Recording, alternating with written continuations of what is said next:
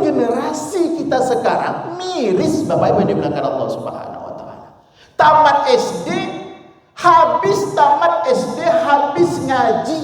Nah, itu yang ada sekarang kita ini. Coba kita lihat di mana-mana tempat mengaji, ya kalau dia bukan pesantren, di mana-mana tempat ngaji isinya adalah anak TK kelas 1 sampai kelas 6 SD. Ditutup dengan khatam Quran, khatam ngaji. Nah, itu dia kondisinya sekarang. Pada pagi hari ini, ya, rakaatul fajri khairum minad dunya wa ma fiha. 2 rakaat sebelum salat subuh, namanya salat sunat fajar, kebaikannya adalah lebih baik dari dunia dan seisinya. Kemudian alhamdulillah pagi ini sudah kita mulai dari 2 rakaat itu. Kemudian kata Rasulullah sallallahu alaihi wasallam, man shallal isya fi jama'atin faka'annama qama nisfal lail. Siapa mereka yang salat isya-nya secara berjamaah, maka mereka mendapatkan kebaikannya seperti orang yang salat setengah malam. Wa man shalla subha fi jama'atin, siapa orang yang salat subuhnya secara berjamaah, maka kata Rasulullah sallallahu alaihi wasallam, faka'annama qama kulla lailah, maka seperti orang yang salat semalam suntuk. Dan alhamdulillahirabbil alamin, pagi hari ini juga sudah kita mulai dengan salat subuh secara berjamaah.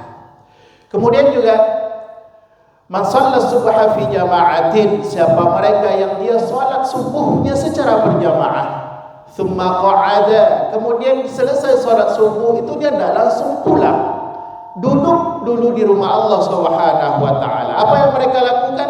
Mereka bisa berzikir, kemudian mereka bisa membaca Quran, dan mereka bisa apa? Mereka bisa pula mendengarkan kajian-kajian agama. Sampai kapan? Hatta tatlu'is syams, sampai nanti terbit fajar. Selesai nanti terbit fajar, apa yang dia lakukan? Kemudian dia akan sholat sunat. Nama sholat sunnahnya adalah sholat sunat isyraq. Apa kebaikan sholat sunat isyraq itu? Yaitu seperti melaksanakan umroh, dan kebaikannya sempurna. Jadi Bapak Ibu yang mulia dimuliakan Allah Subhanahu wa taala, salat sunat fajar sudah, salat subuh jamaah sudah, kemudian kita duduk di rumah Allah, dan insyaallah nanti kita tutup dengan salat sunat isyraq. Dan pagi Ahad ini sungguh sudah kita mulai dengan perkara-perkara yang baik. Maka mudah-mudahan dan harapan kita hari ini penuh dengan kebaikan. Kemudian dengan duduknya kita dalam majelis ilmu ini, mudah-mudahan Allah tanamkan keistiqomahan di dalam hati kita sampai akhir hayat kita, selalu berbuat kebaikan kepada Allah Subhanahu wa taala. Amin. Amin ya rabbal alamin. Bapak Ibu ayah bunda dimuliakan Allah Subhanahu wa taala. Al-Qur'an solusi setiap generasi. Nah, ini adalah tema kita pagi ini, Al-Qur'an solusi setiap generasi. Bapak Ibu yang dimuliakan Allah, ada satu video ya di sosial media, karena kita zamannya adalah generasi yang dia sosial media. Ada satu video yang beredar berisi tentang survei, Bapak Ibu. Berisi tentang wawancara kepada siapa? Kepada anak-anak muda generasi kita sekarang ini. Tentang apa surveinya Bapak Ibu yang dimuliakan Allah? 3 pertanyaan. Pertanyaannya adalah, apakah kamu punya Facebook? Maka jawaban dari banyak yang ditanya itu, jawabannya punya. Kemudian pertanyaan berikutnya, kapan terakhir kali buka Facebook?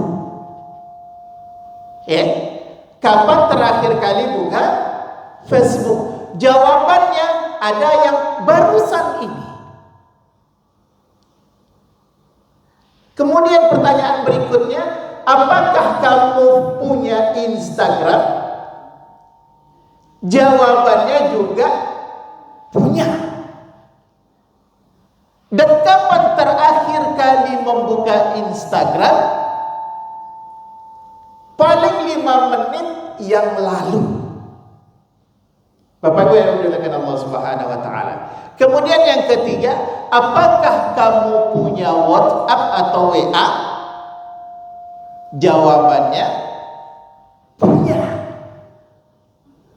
Kemudian, kapan terakhir kali membuka WA? Jawabannya adalah mungkin 1 menit yang lalu. Dan di setiap orang yang ditanya, Bapak Ibu ayah bunda yang dimuliakan Allah Subhanahu wa taala, pertanyaan penutupnya adalah apa dia? Kapan terakhir kali buka Quran? Ya. Pertanyaan penutupnya adalah kapan terakhir kali baca Quran? Gelagapan menjawabnya. Kalau tadi semenit yang lalu, 5 menit yang lalu. Tapi ayah bunda dimuliakan Allah Subhanahu wa taala, ketika ditanya kapan terakhir kali baca Quran, nanti ayah bunda bisa melihat, buka di Facebook, buat saja kapan terakhir kali baca Quran.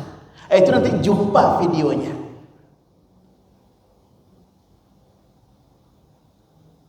Ada yang menjawab kapan terakhir kali baca Quran? Ada jawabannya, mohon maaf Bapak Ibu, terakhir kali baca Quran adalah tamat SD.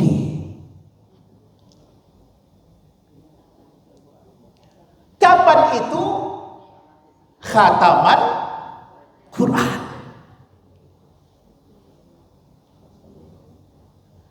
Dan di dalam video itu juga, mohon maaf Bapak Ibu yang dimuliakan Allah Subhanahu wa taala, yang disurvei, yang ditanya bukan anak muda saja, tidak. Ada orang yang sudah, mohon maaf, jenggotan, orang kerja kantor. Ada yang menjawab lupa kapan terakhir kali baca Quran. Coba bayangkan.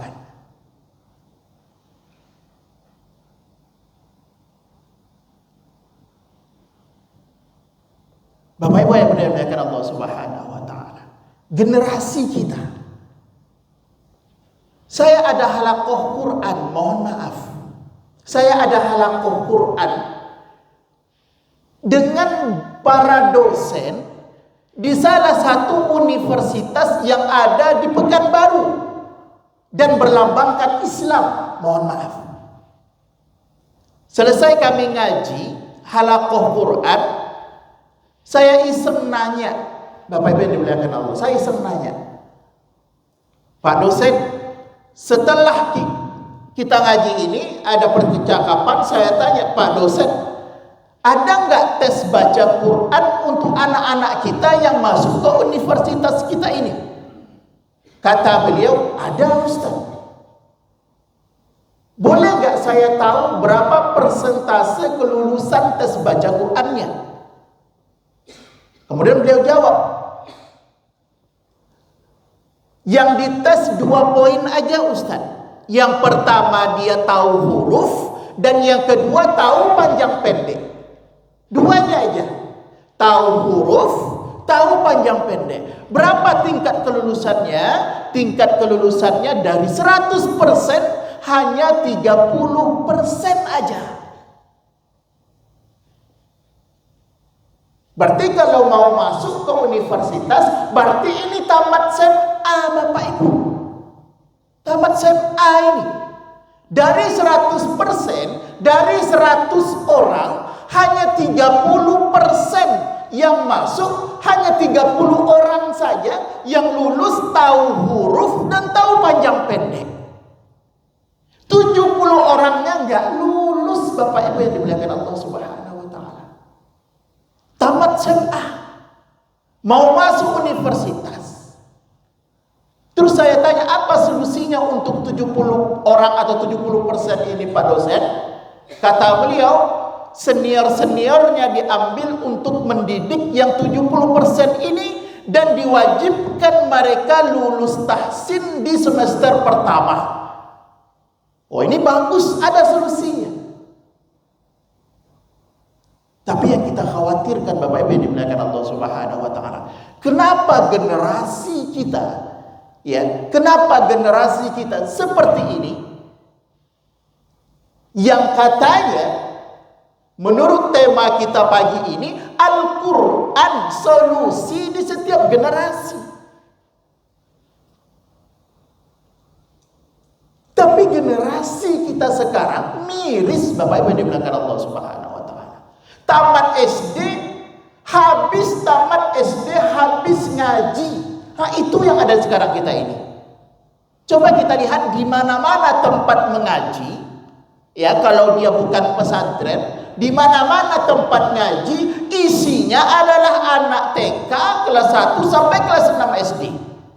Ditutup dengan khatam Quran, khatam ngaji. Nah, itu dia kondisinya sekarang ini. Maka wajar Bapak Ibu yang dimuliakan Allah Subhanahu wa taala, kalau tidak kita perhatikan 3 tahun di SMP ditambah 3 tahun di SMA, tidak diperhatikan oleh orang tuanya, maka wajar ketika mau masuk universitas dites baca Qurannya tidak tahu huruf.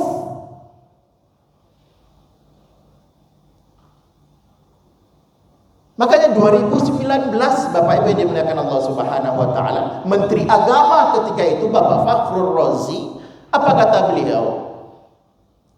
54,5%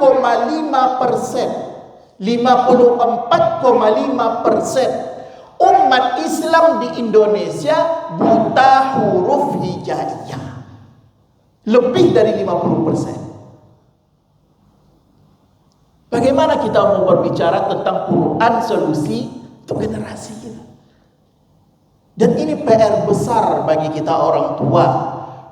PR besar untuk kita pemilik-pemilik sekolah. Untuk apa? Untuk memberantas ini Bapak Ibu yang dimuliakan Allah Subhanahu wa taala. Maka oleh sebab itu perlu kita ingatkan, perlu kita sering duduk bersama. Untuk apa? Untuk mengingatkan kembali. Ya. Untuk apa? Untuk memotivasi kembali, untuk kembali bersama Quran. Karena apa? Karena Quran adalah solusi di setiap permasalahan.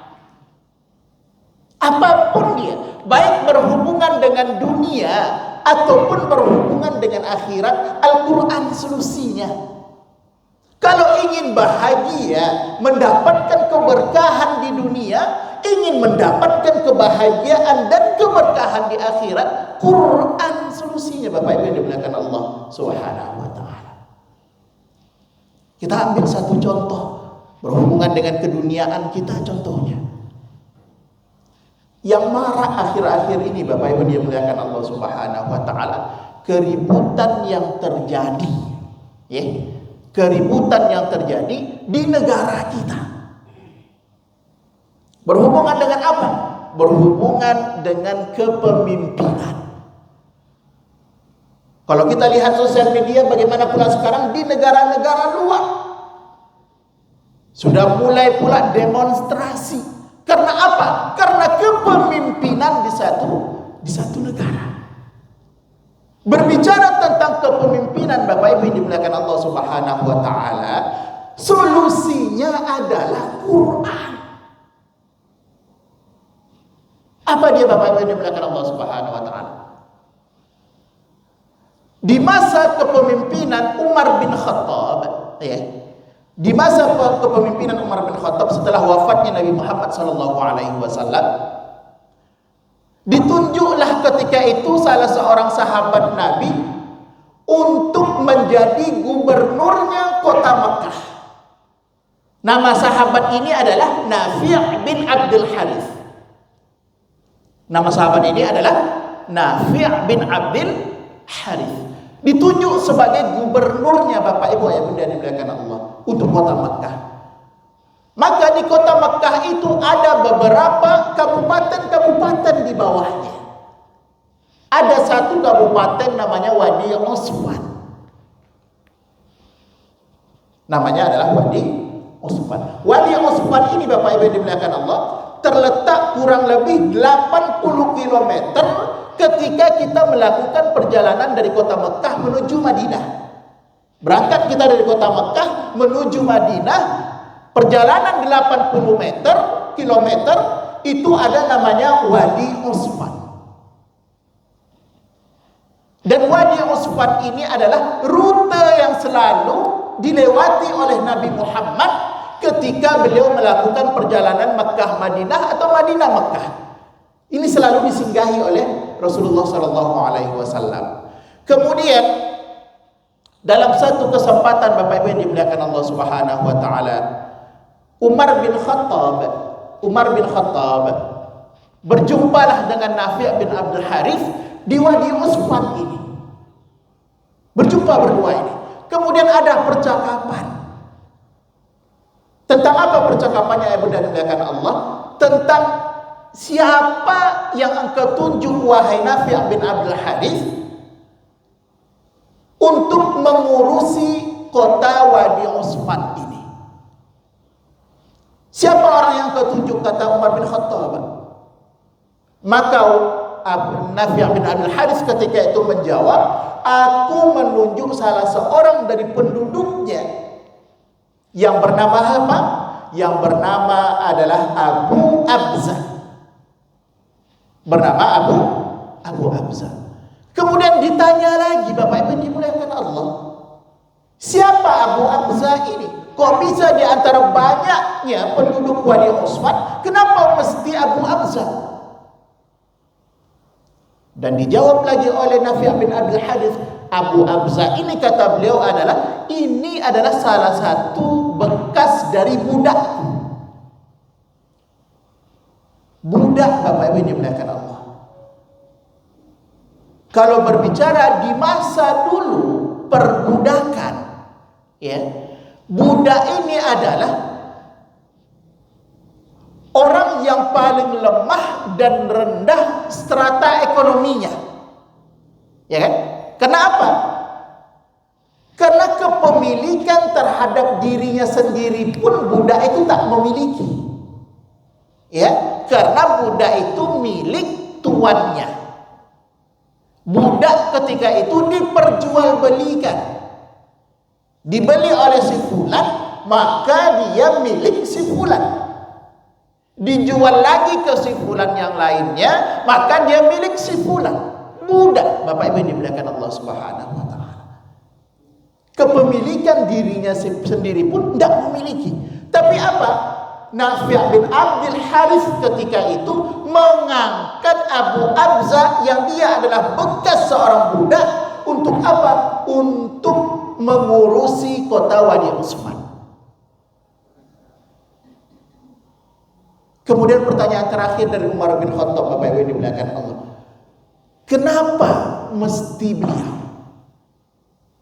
Kenapa mesti Abu Abza? Apa jawaban dari Nafi' bin Abdul Harith, Bapak Ibu dimuliakan Allah? Di antara banyak penduduk yang ada di kota Wadi Usfan ini, Abu Abza adalah termasuk orang yang paling paham Quran.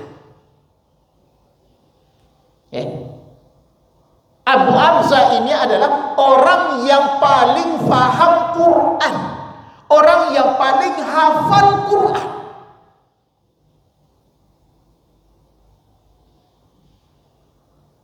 Maka di masa kepemimpinan Umar bin Khattab ini, Bapak Ibu dimuliakan Allah Subhanahu wa taala, majelis permusyawaratan rakyatnya Umar, ya, MPR-nya Umar, itu Umar langsung yang memilih. Siapa yang dipilih oleh Umar? Penghafal Quran, ulama-ulama Quran.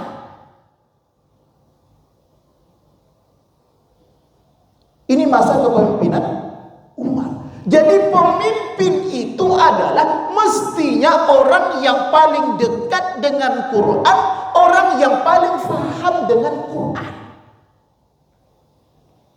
Dan ini solusinya.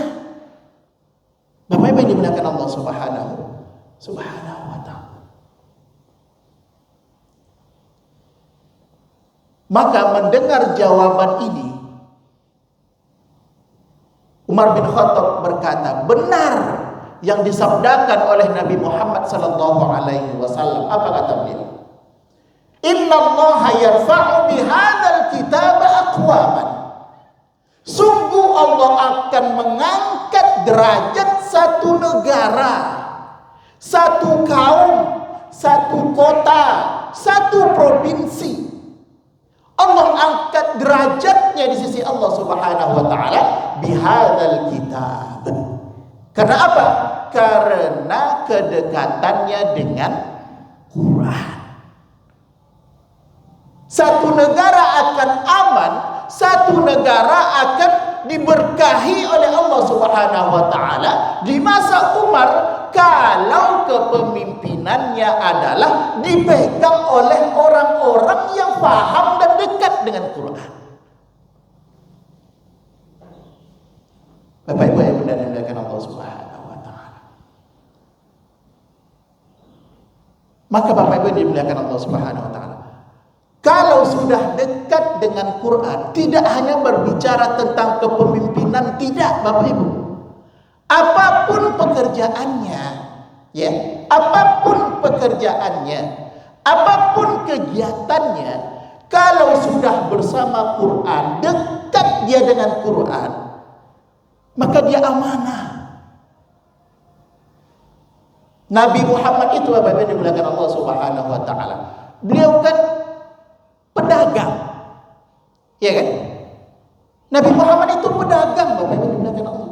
Kalau kita membaca sejarah bagaimana perjalanan perdagangan beliau, ya ke Syam, ke Yaman, dari Mekah menuju Madinah, dari Madinah menuju Mekah, perjalanannya adalah sebelum kenabian adalah perjalanan perdagangan.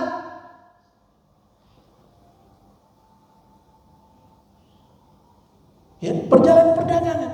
Dan Nabi Muhammad itu Bapak Ibu dimuliakan Allah Subhanahu wa taala, sebelum kenabiannya, ya, sebelum diangkat menjadi nabi, beliau ini sudah diberi gelar dengan Al-Amin. Kenapa? Karena dalam perdagangannya dia mudah amanah dan dapat dipercaya. Karena apa Bapak Ibu dimuliakan Allah Subhanahu wa taala? Karena Al-Qur'an. Apa kata Allah Subhanahu wa taala? Wailul lil mutaffifin. Ya kan? Celakalah neraka wail bagi orang-orang yang curang. Siapa mereka? Wa idza kaluhum aw wazanuhum yukhsirun. Maka kalau dia seorang pedagang dan pedagang yang di dalam hatinya ada Quran, Bapak Ibu dimuliakan Allah, maka dia tidak akan pernah curang dalam timbangan. Nah, itu pedagang yang ada Quran di dalam hatinya.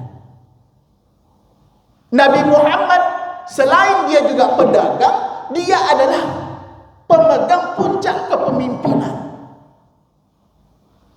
Oh, kalau kita berbicara tentang bagaimana adilnya Nabi Muhammad itu dalam memutuskan permasalahan, kalau anakku mencuri sekalipun, maka potong tangannya. Ya kan? Jangankan orang lain, anaknya sendiri pun kalau melakukan kesalahan sama balasannya dengan orang lain. Kenapa? Karena kata Allah Subhanahu wa taala, "Wa idza hakamtum bainan nasi an tahkumu bil 'adl." Kalau kamu memutuskan satu perkara, maka putuskanlah dengan seadil-adilnya. Maka Bapak Ibu dimuliakan Allah Subhanahu wa taala, apapun pekerjaannya, apapun yang dilakukan, kalau Al-Quran sebagai solusinya, baik kepemerintahan ataupun apa namanya, maka insya Allah akan ada keberkahan di dalamnya. Ya, insya Allah. Ya, pedagangnya dia akan menjadi pedagang yang amanah.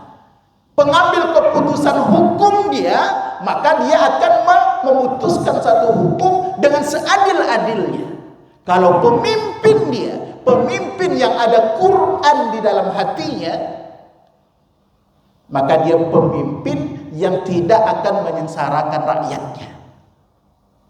Maka sekali lagi, untuk kebaikan, untuk keberkahan di dunia, apapun yang ingin kita lakukan, mesti ada Quran di dalamnya. Untuk apa? Untuk mendapatkan keberkahan dan kebahagiaan.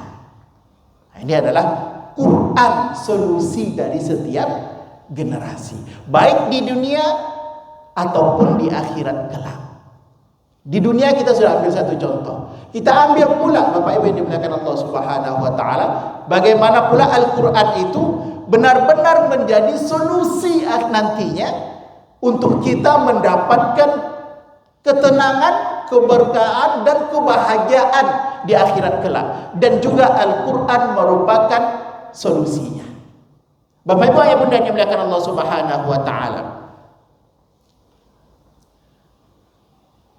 di antara yang sering kita rasakan, yang kita khawatirkan, yang kita takutkan adalah bagaimana kita memikirkan betapa kuat dan bersangatannya azab Allah Subhanahu wa taala. Bapak Ibu, bahkan Allah Subhanahu wa taala gambarkan. Apa kata Allah Subhanahu wa taala? Innal ladzina kafaru bi ayatina sawfa nuslihim nar. Sesungguhnya orang-orang yang mereka ingkar dengan ayat-ayat kami, ya. Sesungguhnya orang-orang yang menolak ayat-ayat kami, kata Allah Subhanahu wa taala, sawfa nuslihim nar, maka akan kami masukkan mereka ke dalam neraka mereka. Bagaimana Allah gambarkan tentang bersangatannya azab Allah nanti di yaumil qiyamah itu?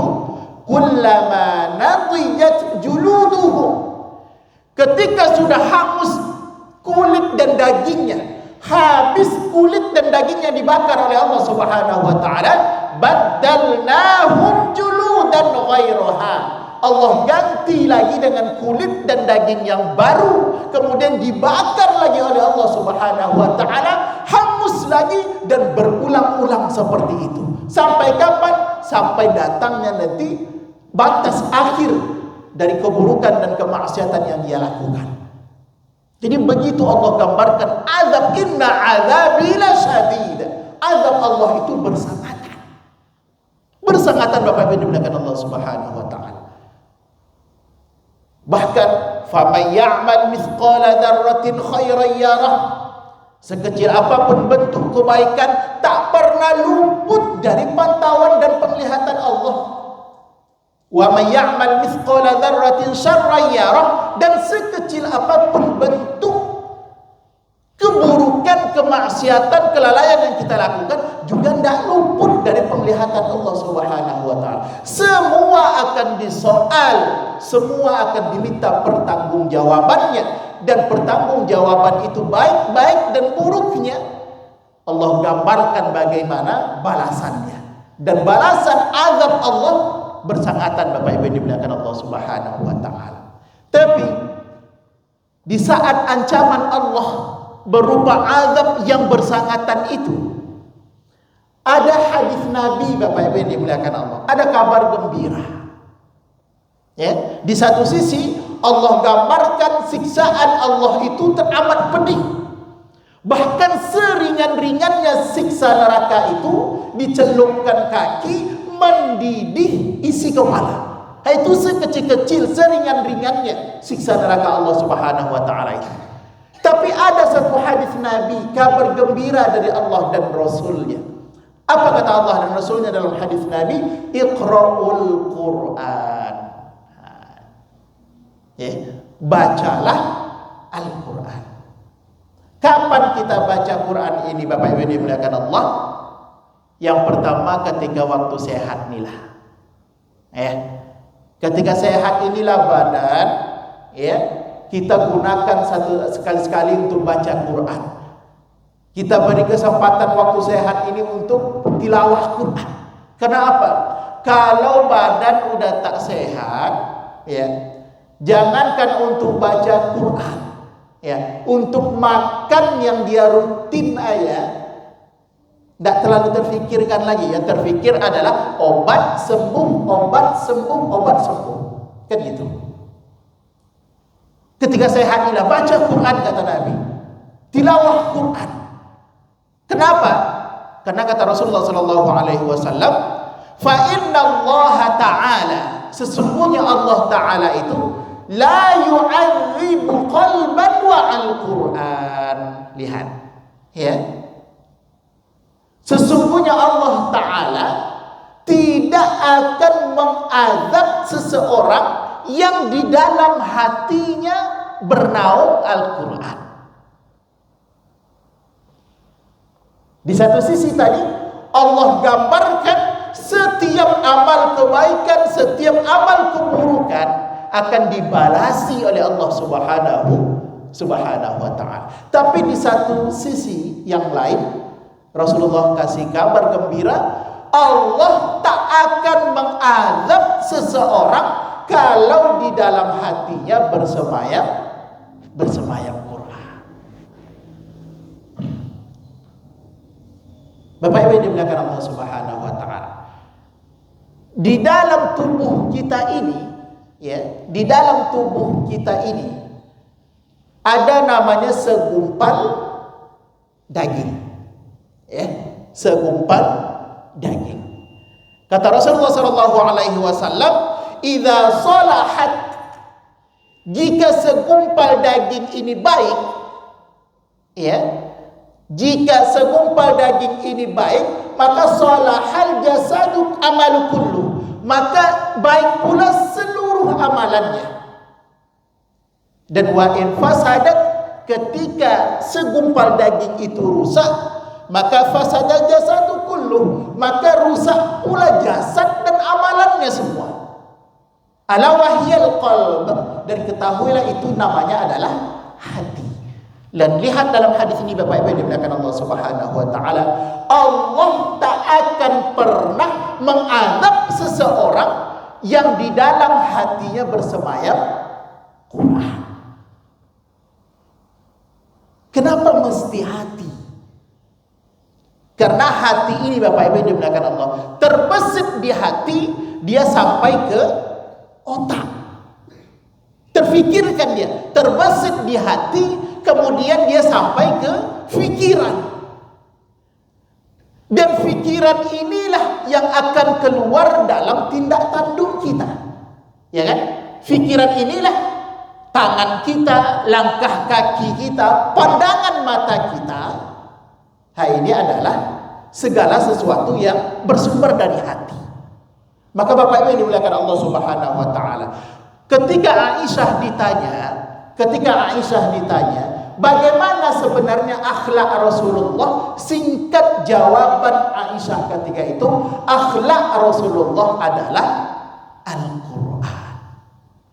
Maka segala sesuatu yang diambil, langkah kaki kemana tujuan, segala sesuatunya adalah yang diridhoi oleh Quran. Pandangan mata kita, segala sesuatu yang kita dengar adalah segala sesuatu yang diridhoi oleh Quran. Maka kalau Al-Quran sudah ada di hati kita, bagaimana biasanya Ustaz? Paginya sudah dimulai dengan Quran, ya kan? Maghribnya maghrib mengaji dengan anak istri di rumah. Malamnya ditutup pula dengan Quran, apa? Dengan ayat kursi contohnya, dengan 3 kul sebelum tidur.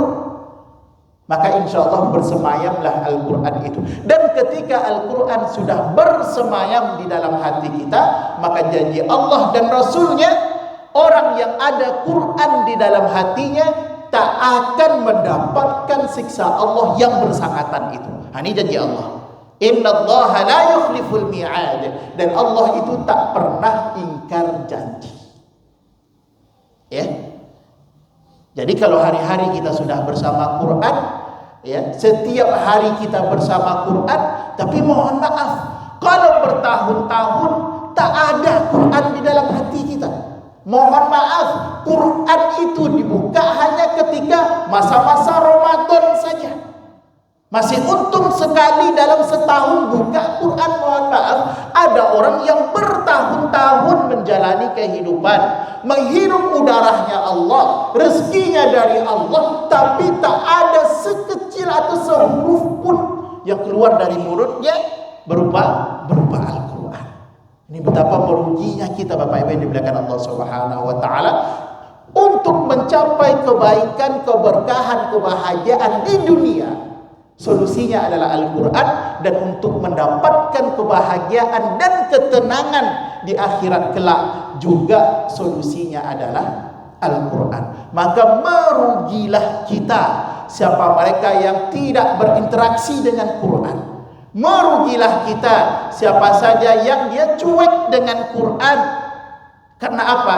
Sekali lagi, apapun permasalahannya, baik di dunia ataupun di akhirat, sekali lagi solusinya adalah Al-Quran. Maka Bapak Ibu yang mudah dimuliakan Allah Subhanahu wa taala, ini mungkin motivasi untuk kita bersama, ya. Dan sekali lagi PR besar untuk kita bersama, tidak berbicara terlalu jauh tetangga, enggak. Peduli dan lihatlah anak-anak kita, ya, anak cucu kita. Ya, kita tanya bagaimana baca Qur'annya, sudah Iqra berapa, sudah juz berapa. Ya, kenapa? Karena sekali lagi, apapun tantangan hidup mereka di zaman ini ataupun di zaman-zaman setelah kita nantinya sudah tiada, tetap apapun permasalahannya, solusinya adalah Al-Qur'an. Bapak Ibu yang dimuliakan Allah Subhanahu wa taala, ini mungkin motivasi untuk kita bersama. Mungkin ada sedikit waktu, boleh kalau ada yang ingin kita musyawarahkan secara bersama, atau ada ingin yang bertanya, akan saya coba jawab semampunya sebelum kita tutup. Boleh, silakan.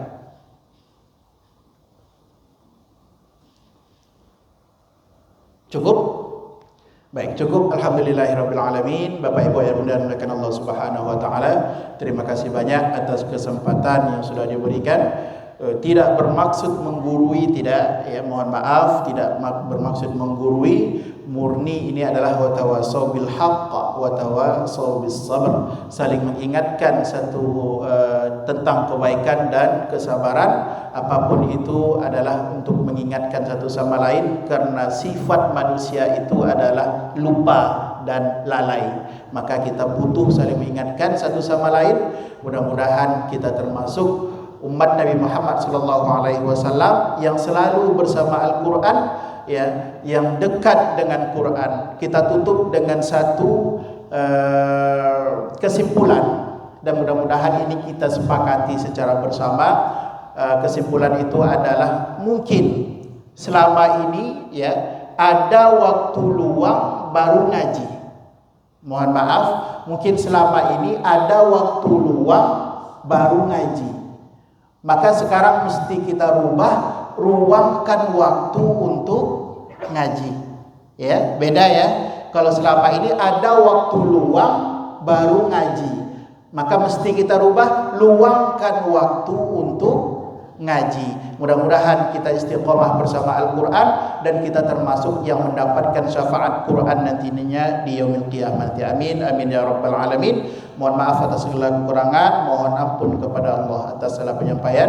Subhanakallahumma wa bihamdika, nashhadu an la ilaha illa anta, nastaghfiruka wa natubu ilaik.